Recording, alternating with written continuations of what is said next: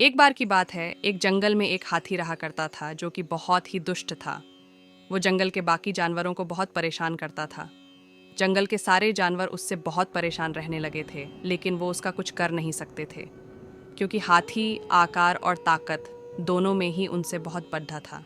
एक दिन वो हाथी कहीं जा रहा तो उसे रास्ते में एक पेड़ दिखा।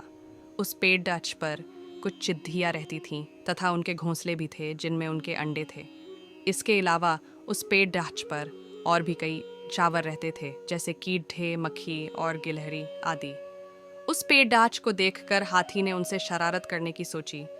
उसने अपनी सूंड से जोर जोर से पेड़ की टहनियों को हिलाना शुरू कर दिया। उस पेड़ पर रहने वाले सभी जानवर बहुत डर गए और उन्होंने जोर जोर से आवाज़ें निकालना शुरू कर दिया, लेकिन हाथी ने उनकी आवाज़ न सुनी।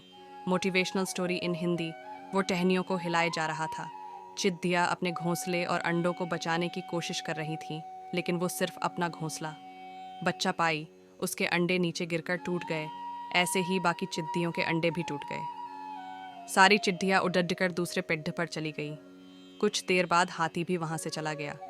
सारी चिट्ठियाँ वहीं बैठ के रोने लगी और कहने लगी कि वो इस हाथी को नहीं छोड़ेगी, इसने हमारे अंडे तोड़े हैं।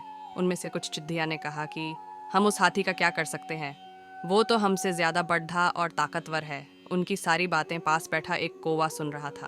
उनकी बातें सुनकर कौवे ने उनसे कहा कि यदि तुम उस हाथी को सबक सिखाना चाहती हूँ तो मैं तुम्हारी मदद कर सकता हूँ। उसने कहा कि इस हाथी ने उसको और उसके दोस्तों को भी बहुत तंग किया है, वो भी इससे बदला लेना चाहता है। सोच बदलने वाली कहानी। तब सभी चिट्ठियों ने उससे कहा कि हम उसका क्या कर सकते हैं। तब कौवे ने कहा कि एकता में बल होता है, हम सब साथ मिलकर उसे सबक सिखा सकते हैं। कौवे ने कहा कि मेरा एक दोस्त मेंढक भी है, हम उसकी मदद भी ले सकते हैं और हम कुछ और दोस्तों की मदद भी ले सकते हैं। उसकी बात सुनकर कुछ चिट्ठियों में हौसला जाग गया। उन्होंने कहा कि हम भी इस काम में मदद करेंगे और हमारे कुछ दोस्त भी थे उस पेड़ पर, जैसे गिलहरी और मक्खी, वो हमारी मदद करेंगे।